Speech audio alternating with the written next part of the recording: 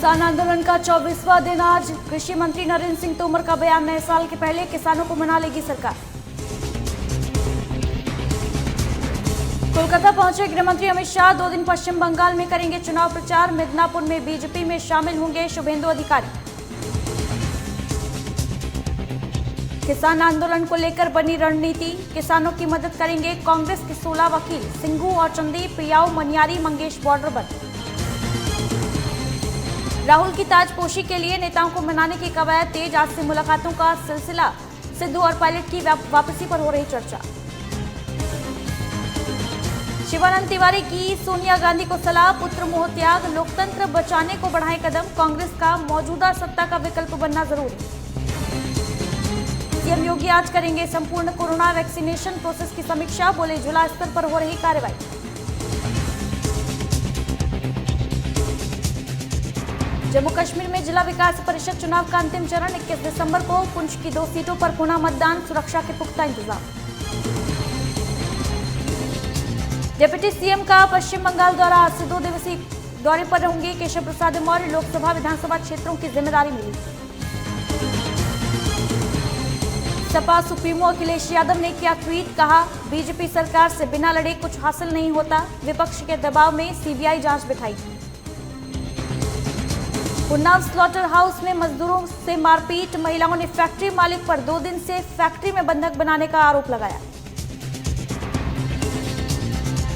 अमेठी में live today की खबर का असर, नाबालिग से दुष्कर्म का आरोपी मौलाना गिरफ्तार। इन्होंने चौकी प्रभारी तनुष्पाल ने गिरफ्तार किया। बाहुबलियों पर योगी सरकार का एक्शन, जकी अहमद के गेस्ट हाउस पर चला बुलडोजर। देवरिया जेल कांड से जुड़े हैं जकी के तार। फतेहपुर पुलिस और आबकारी टीम की संयुक्त कार्रवाई, अवैध शराब भट्टियों पर छापेमारी कर 180 लीटर अवैध शराब जब्त की। वाराणसी कैंट रेलवे स्टेशन पर बड़ा हादसा, तेज रफ्तार कार ने कई लोगों को रौंदा, घायल यात्री अस्पताल में भर्ती। शाहजहांपुर में ठगी करने वाले कॉल सेंटर का खुलासा, पुलिस ने 5 आरोपियों को गिरफ्तार किया। लैपटॉप सहित फर्जी प्रमाण पत्र बरामद। फिरोजाबाद में बिजली चोरी की चेकिंग करने गई टीम पर हमला, पिटाई में जेई समेत 5 लोग घायल, 2 की हालत गंभीर।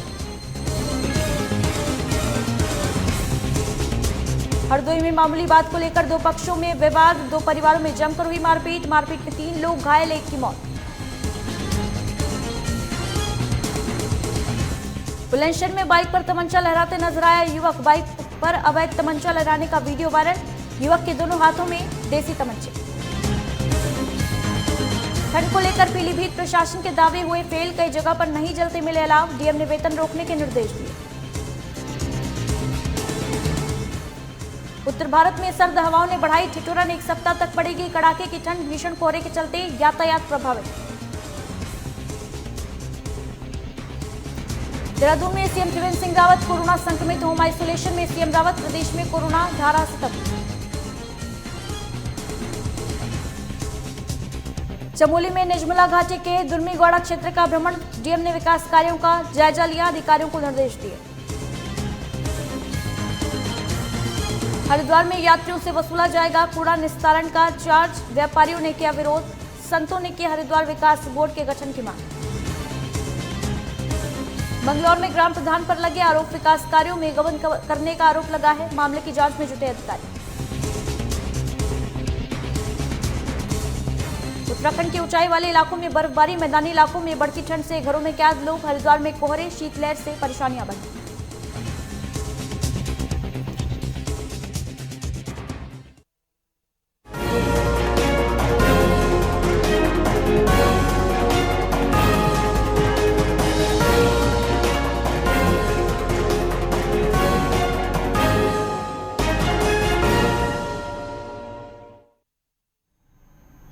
नमस्कार, स्वागत है आपका। आप देख रहे हैं न्यूज लाइव, मैं हूं आपके साथ ऋति मिश्रा। रुक करेंगे खबरों की तरफ। लखनऊ से बड़ी खबर आ रही है। पुलिस भर्ती से जुड़ी लिखित परीक्षा का आयोजन हुआ है।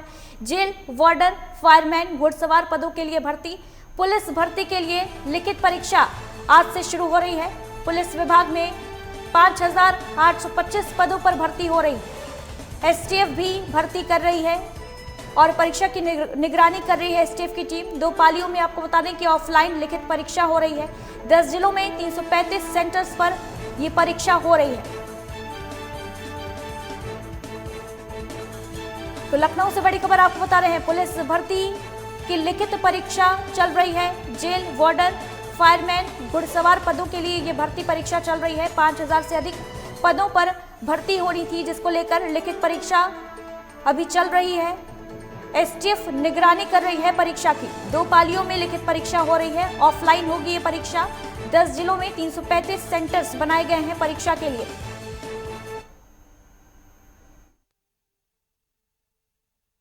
उमेश मिश्रा हमारे सहयोगी लखनऊ से इस पूरी खबर पर हमारे साथ लाइव जुड़ रहे हैं। उमेश, पुलिस भर्ती की लिखित परीक्षा इस वक्त चल रही है, क्या कुछ अपडेट देना चाहेंगे? देखिए अदिति, आज बिल्कुल 5000 से ज़्यादा पुलिस जो जवान हैं उनकी भर्ती परीक्षा है और कहीं न कहीं उस भर्ती परीक्षा का जो पूरा खाका है वो प्रशासनिक तौर पे पूरा तैयार कर दिया गया है। आज 10 बजे से जो इसके अभ्यर्थी हैं वो सेंटरों पे पहुंच रहे हैं और उत्तर प्रदेश के 10 जिलों में 335 सेंटरों पर यह परीक्षा होगी। 19 और 20 तारीख को 2 पालियों में पूरी ये परीक्षा को मूर्त रूप दिया गया है। साथ ही साथ सेंटरों पर व्यवस्था को भी जो निर्देश थे डीजीपी हितेश चंद्र अवस्थी के तरफ से वहां पे मुकम्मल कर लिया गया है। सारे सेंटरों पे सीसीटीवी कैमरे के साथ ही साथ जो भारी पुलिस बल है वहां पर तैनात किया गया है। एसटीएफ भी पूरे मामले की निगरानी कर रही है। हालांकि जिस तरह से जो एक साल्वर गैंग था जिसको प्रयागराज से पुलिस ने कल ही देर रात गिरफ्तार कर लिया था, तो ऐसे में कहीं ना कहीं ये जो लिखित परीक्षा हो रही है इसको सरकार पूरी तरह से पारदर्शिता बरतनी चाहती है और यही वजह है कि इसमें पूरी तरह से एसटीएफ को लगाया गया था कि जो भी इसमें कोई साल्वर गैंग या सेधमारी करेगा उसकी गिरफ्तारी होगी। हालांकि उत्तर प्रदेश के 10 जिलों में जो 335 सेंटर बनाए गए अदिति, वहां पर व्यवस्था को पूरी तरह से मुकम्मल कर लिया गया है। जो अभ्यर्थी हैं वो अपने एडमिट कार्ड के साथ वहां पर जा रहे हैं। बायोमेट्रिक उनका होने के बाद ही उनको प्रवेश दिया जा रहा है। साथ ही साथ कड़े जो परीक्षा हो रही है लिखित परीक्षा, ये इसकी जो निगरानी है पूरी सीसीटीवी कैमरे से सेंटरों पे लैस किया गया है। साथ ही साथ जो बड़े अधिकारी हैं लगातार इसकी मॉनिटरिंग कर रहे हैं। चाहे पुलिस मुख्यालय की बात की जाए, वहां से भी इस भर्ती परीक्षा को निष्पक्ष कराने के लिए जिस तरह से प्रशासन पूरी तरह से कटिबद्ध है, उसी तरह सरकार की मंशा भी साफ है कि इस भर्ती परीक्षा को पूरी तरह से निष्पक्ष कराया जाए। बिल्कुल उमेश, वहीं कोरोना काल भी चल रहा है, कोरोना के केसेस भी लगातार सामने आ रहे हैं। ऐसे में क्या कुछ यहाँ पर व्यवस्थाएं देखने को मिल रही हैं सेंटर्स पर, क्योंकि परीक्षा भी ऑफलाइन होनी है? देखिए अदिति, बिल्कुल कोविड का जिस तरह से इस समय जो कोरोना का संक्रमण काल है वो जरूर चल रहा है। हालांकि इसका भी खासा इंतजाम किया गया है। वहां पे सैनिटाइज की व्यवस्था की गई है और जो बच्चे अभ्यर्थी हैं जो परीक्षा दे रहे हैं सेंटरों में उनकी उचित दूरी बनाई गई है। तो ऐसे में जो पूरी व्यवस्था थी उसको मुकम्मल कर लिया गया है और जो अभ्यर्थी हैं वो 10 बजे से लगातार अपने डॉक्यूमेंट के साथ वो बायोमेट्रिक जो प्रक्रिया है उसके बाद वो परीक्षा सेंटर में जा रहे हैं। और कहीं न कहीं जो ये परीक्षा हो रही है 5000 से ज़्यादा जो युवा हैं उनको ये मौका मिलेगा जब वो उत्तर प्रदेश की जो भर्ती प्रक्रिया में उस बेड़े में शामिल होंगे। तो ऐसे में ये बड़ी भर्ती प्रक्रिया है जिसको अमली जामा सरकार भी पूरा निष्पक्षता से पहनाना चाहती है। और शायद यही वजह है कि उत्तर प्रदेश के डीजीपी से लेकर एसटीएफ की तमाम जो गुप्त एजेंसियां हैं उनको भी इसमें चौकन्ना रहने को कहा गया है ताकि इस परीक्षा में कहीं भी सेधमारी न होने पाए। बिल्कुल, तमाम जानकारी के लिए बहुत बहुत शुक्रिया आपका उमेश।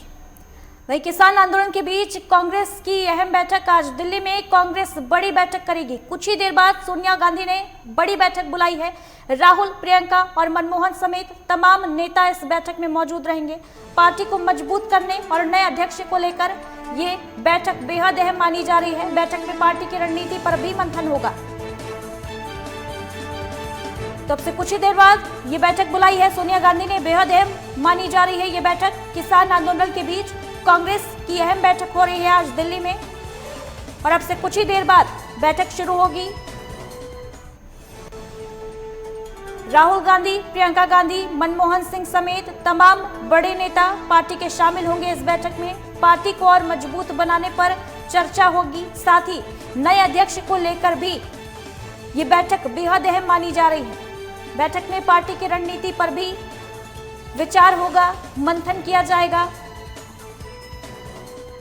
वहीं कांग्रेस पार्टी में जो खींचतान लगातार देखने को मिल रही है, जो नेता रूठे हुए हैं उन्हें मनाने की कोशिश भी, उसको लेकर रणनीति भी पार्टी तैयार करेगी। शंकर सुमन हमारे सहयोगी दिल्ली से इस पूरी खबर पर हमारे साथ लाइव जुड़ रहे हैं। शंकर, अब से कुछ ही देर में कांग्रेस पार्टी की बेहद बड़ी और अहम बैठक होने जा रही है। नए अध्यक्ष पद को लेकर भी इस बैठक में मंथन हो सकता है, क्या कुछ जानकारी आपके पास है शंकर?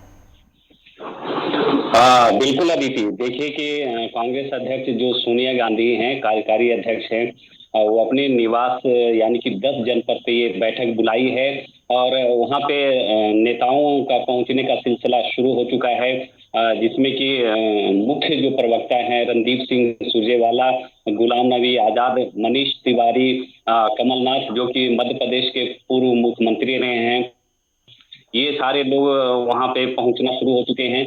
और देखिए तो ये आज की जो ये बैठक है, ये जो सोनिया गांधी ने बुलाई है, काफी अहम 2-3 मायनों में मानी जा रही है, क्योंकि जिस तरह से बड़े सीनियर जो कांग्रेस के नेता ये हैं, वो पत्र लिखकर जो पार्टी के कार्यकलापों पे देखें या पार्टी के कार्य करने के जो अभी हाल फिलहाल के तौर तरीके हैं, उस पर सवाल उठाए हैं।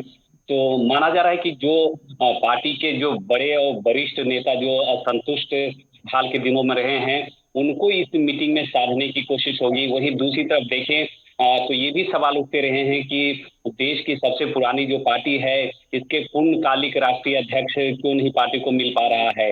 तो ये भी जो है सवाल है, इसका भी जवाब ढूंढा जाएगा आज की मीटिंग में, क्योंकि जनवरी में यानी कि जनवरी 2021 में कांग्रेस के राष्ट्रीय अध्यक्ष का चुनाव होना प्रस्तावित है। तो आज की मीटिंग इन मायनों में, इन मामलों में भी काफी अहम मानी जा रही है। वहीं देखें तो लगातार पार्टी को जो है चुनावों में हार का सामना करना पड़ रहा है। लगातार पार्टी जो है एक के बाद एक चुनाव हार रही है, चाहे लोकसभा से अगर शुरू करें दीदी, तो लोकसभा हो या कई राज्यों के विधानसभा के साथ साथ नगर पालिका के जो चुनाव है, उसमें भी पार्टी को हार का सामना करना पड़ रहा है। तो इन तमाम जो मुद्दे हैं, जिसमें कि मुख्य रूप से देखें तो राष्ट्रीय अध्यक्ष का जो चुनाव होना है, राष्ट्रीय अध्यक्ष पे अगर आज जिस तरह से वरिष्ठ नेता इस मीटिंग में शामिल हो रहे हैं और कुछ ही क्षण में ये मीटिंग शुरू हो जाएगी, क्योंकि यहाँ पे वरिष्ठ नेताओं का पहुंचने का सिलसिला शुरू हो चुका है।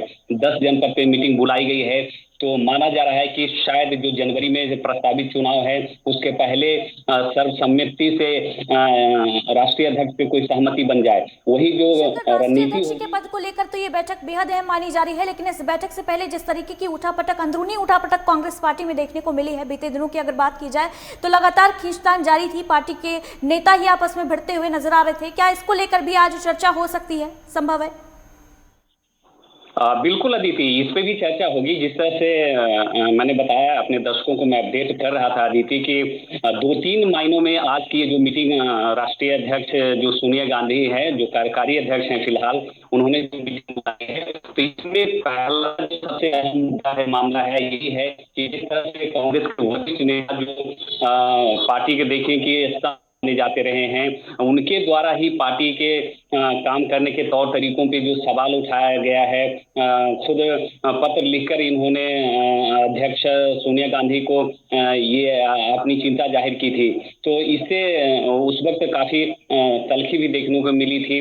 राहुल गांधी ने भी इन्हें जवाब दिया था और इन्होंने पत्र लिखकर जिस तरह से सवाल उठाए थे। तो ये जो मामले हैं, इसको प्रमुखता से इसमें इस मीटिंग में रखा जाएगा और माना जा रहा है कि उन्हें साधने की कोशिश होगी। साथ ही जिस तरह से हमने बताया कि राष्ट्रीय अध्यक्ष को लेकर जो है कि अभी इस आज की जो मीटिंग है, इसमें सर्वसम्मति से कुछ राय बनाने की भी कोशिश होगी, क्योंकि प्रस्तावित जो चुनाव है राष्ट्रीय अध्यक्ष का कांग्रेस का, तो ये जो है जनवरी 2021 में होना है। उसके पहले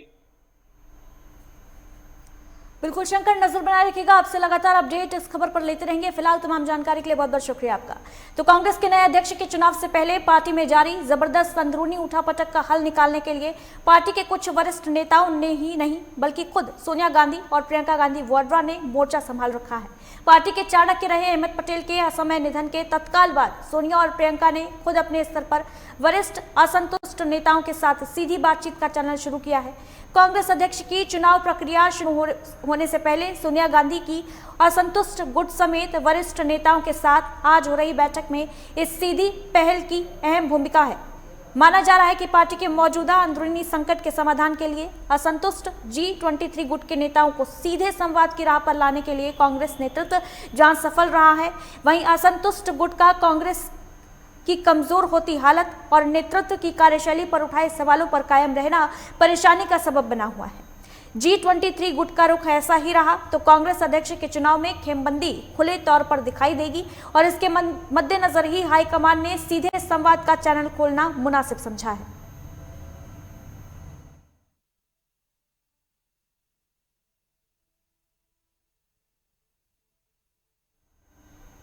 और फिलहाल यहां वक्त एक छोटे से ब्रेक का है, जल्द लौटेंगे।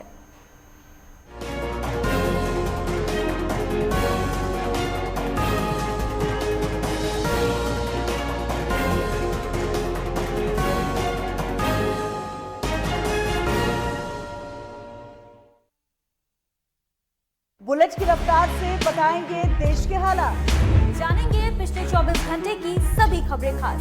देखिए 3 की बात हमारे साथ एक नए अंदाज में।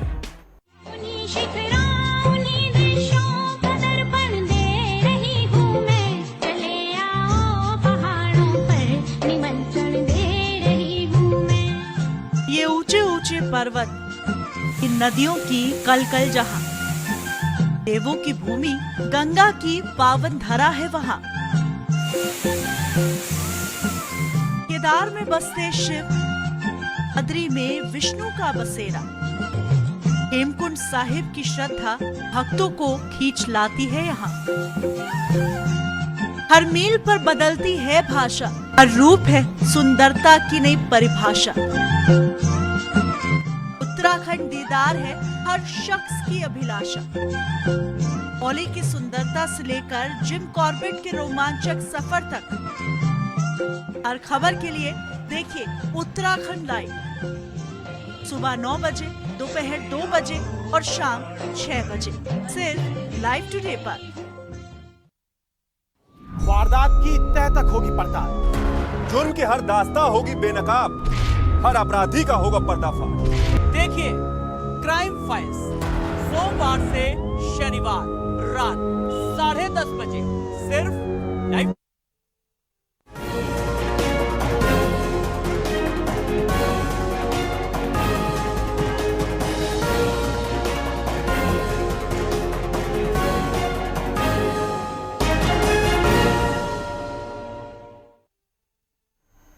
ब्रेक के बाद स्वागत है आपका। लखनऊ से बड़ी खबर आ रही है। पश्चिम बंगाल दौरे पर केशव प्रसाद मौर्य। केशव प्रसाद मौर्य का 2 दिवसीय बंगाल दौरा आज से शुरू हो रहा है। केशव प्रसाद मौर्य को संगठन से बड़ी जिम्मेदारी मिली है।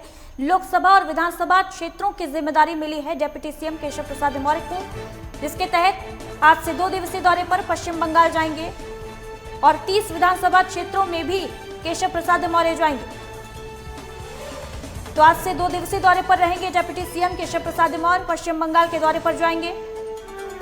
बेहद अहम जिम्मेदारियां मिली हैं संगठन से जुड़ी और लोकसभा विधानसभा क्षेत्रों की जिम्मेदारी संभालेंगे केशव प्रसाद मौर्य। 30 विधानसभा क्षेत्रों में भी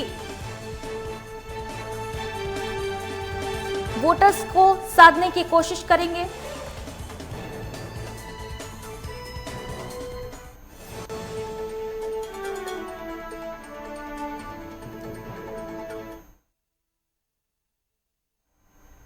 पश्चिम बंगाल में अगले साल होने वाले विधानसभा चुनाव के लिए बीजेपी के कैंपेन को धार देने के लिए केंद्रीय गृह मंत्री अमित शाह शुक्रवार रात कोलकाता पहुंचे। अमित शाह का ये दौरा 2 दिन का होगा।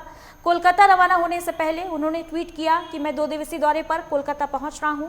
पश्चिम बंगाल में अपने प्रिय भाइयों और बहनों के साथ विभिन्न अवसरों पर बातचीत करने के लिए बेहद उत्सुक हूं। अमित शाह का ये दौरा ऐसे वक्त हो रहा है, ऐसे समय हो रहा है जब राज्य में राजनीतिक उठापटक मची हुई है और अमित शाह अपने बंगाल दौरे के वक्त पार्टी कार्यकर्ताओं को संबोधित भी करेंगे। पार्टी के अन्य कार्यक्रमों में भी शामिल होंगे और बैठक करेंगे। वहीं पिछले कुछ दिनों से अमित शाह का ये दूसरा बंगाल दौरा होगा। हाल ही में उन्होंने 2 दिन बंगाल में वक्त बिताया था और इस दौरान मतुआ समुदाय के लोगों से मुलाकात की थी, पार्टी कार्यकर्ताओं के साथ मीटिंग की थी और कार्यकर्ताओं के साथ खाना भी खाया था। तो पश्चिम बंगाल चुनाव को लेकर बीजेपी लगातार एक्टिव नजर आ रही है। 2 दिवसीय दौरे पर हैं अमित शाह। वहीं आज उत्तर प्रदेश के डिप्टी सीएम केशव प्रसाद मौर्य भी 2 दिवसीय दौरे पर पश्चिम बंगाल पहुंचेंगे। बंगाल में चुनाव से पहले सियासत में लगातार उतार चढ़ाव की स्थिति देखने को मिल रही है। राज्य में सत्तारूढ़ तृणमूल कांग्रेस के वरिष्ठ नेता जितेंद्र तिवारी ने अब यू टर्न ले लिया है। उन्होंने दावा किया कि वो पार्टी में ही बने रहेंगे और इससे पहले अटकलें लगाई जा रही थी, कयास लगाए जा रहे थे कि जल्द ही जितेंद्र तिवारी बीजेपी का दामन थाम सकते हैं।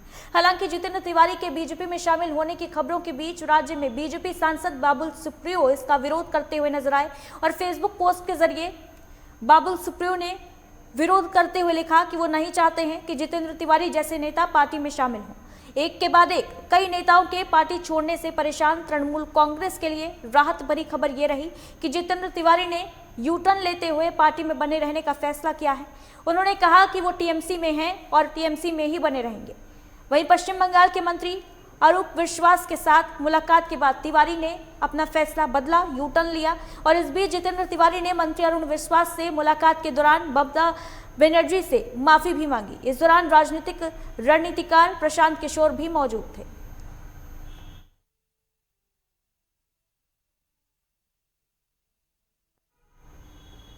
राष्ट्रीय जनता दल के वरिष्ठ नेता शिवानंद तिवारी ने एक बार फिर राहुल गांधी और कांग्रेस पर निशाना साधा है।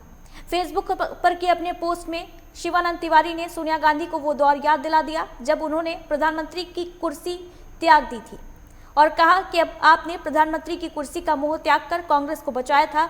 आज उससे भी ज्यादा महत्वपूर्ण यह है कि पुत्र मोह त्याग कर देश के लोकतंत्र को बचाने के लिए कदम बढ़ाइए। कांग्रेस पार्टी की बैठक होने जा रही है। पता नहीं उस बैठक का नतीजा क्या निकलेगा, लेकिन ये स्पष्ट है कि कांग्रेस की हालत बिना पतवार के नाव की तरह है। कोई इसका खेवनहार नहीं है। राहुल गांधी अनिच्छुक राजनेता हैं। वैसे भी ये स्पष्ट हो चुका है कि राहुल गांधी में लोगों को उत्साहित करने की क्षमता नहीं है। जनता की बात तो छोड़ दीजिए, उनकी पार्टी के लोगों का ही भरोसा उन पर नहीं है। इसलिए जगह जगह के लोग कांग्रेस पार्टी से मुंह मोड़ रहे हैं।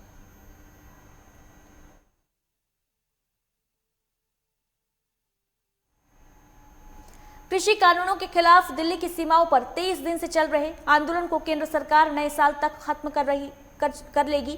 कृषि मंत्री नरेंद्र सिंह तोमर ने एक इंटरव्यू में ये उम्मीद जताई है। उन्होंने कहा कि आंदोलन कर रहे किसान संगठनों ने भले ही सरकार से बातचीत करना बंद कर दिया हो, लेकिन फिर भी केंद्र सरकार किसानों से नियमित बात कर रही है। मोदी सरकार किसानों के हितों को लेकर प्रतिबद्ध है और उम्मीद है कि इस साल के अंत तक कृषि सुधार कानूनों का विरोध कर रहे किसानों को हम मना लेंगे। सरकार किसान भाइयों की हर चिंताओं का समाधान तलाशने और उनकी मदद करने के लिए प्रतिबद्ध है, लेकिन कुछ लोग ऐसे हैं जो किसानों के कंधे पर बंदूक रखकर अपनी महत्वाकांक्षाओं को पूरा करने के लिए सरकार पर निशाना साध रहे हैं। कृषि मंत्री ने जोर दिया कि ऐसे लोगों और उनके समर्थन करने वाले संगठनों से बातचीत करने का कोई औचित्य नहीं है। विपक्षी पार्टियां किसानों को गुमराह कर रही हैं, जबकि सरकार वाजिब किसान संगठनों से बातचीत कर रही है। देश के उत्तरी क्षेत्र के मैदानी इलाकों में सर्द हवा चलने के कारण ठंड काफी बढ़ गई है। मौसम विभाग के मुताबिक अगले सप्ताह के दौरान उत्तर भारत में रात का तापमान सामान्य से नीचे रहने की आशंका है और एक हफ्ते बाद ही राहत की उम्मीद की जा सकती है। मौसम विभाग ने 17 से 24 दिसंबर और 24 से 30 दिसंबर तक के पूर्वानुमान में कहा कि उत्तर पश्चिम, मध्य और पूर्वी भारत के अधिकांश हिस्सों में न्यूनतम तापमान सामान्य से 2 से 6 डिग्री सेल्सियस नीचे लुढ़क सकता है।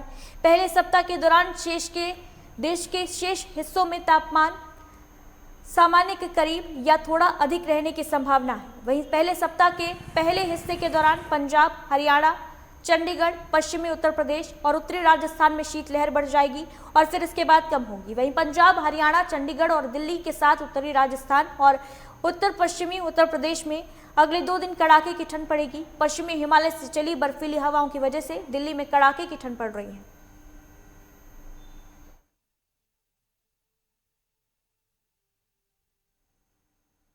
तो सर्दी का सितम लगातार जारी है और इस बीच मौसम विभाग ने अनुमान जताया है कि इस हफ्ते कड़ाके की ठंड पड़ेगी। रात का तापमान 2 से 6 डिग्री तक नीचे लुढ़क सकता है, जिससे लोगों को बेहद परेशानियों का सामना करना पड़ सकता है। बर्फीली हवाओं के कारण मैदानी इलाकों में ठंड का कहर लगातार जारी है और उत्तर भारत में सर्द हवाओं से ठिठुरन बेहद ज्यादा बढ़ गई। आप देख सकते हैं किस तरीके से कोहरे ने यातायात को भी पूरी तरीके से प्रभावित कर दिया है। धुंध के कारण सुबह सुबह ही इंडिकेटर्स जलते हुए नजर आ रहे हैं सड़कों पर और सन्नाटा पसरा हुआ है। लोगों को घरों में कैद रहने के लिए मजबूर कर दिया है और अभी एक सप्ताह तक कोई राहत मिलती नजर नहीं आ रही है सर्दी से।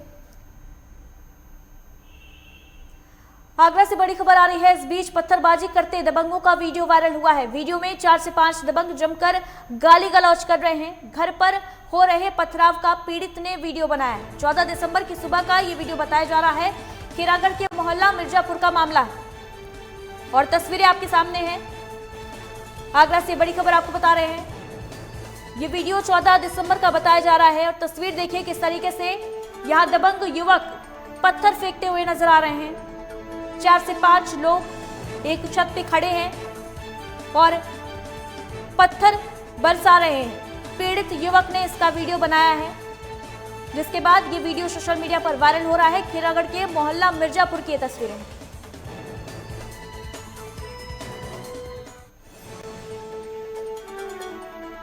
इस पूरे मामले पर अब तक कोई कार्रवाई नहीं हुई है। आगरा से बड़ी खबर आपको बता रहे हैं।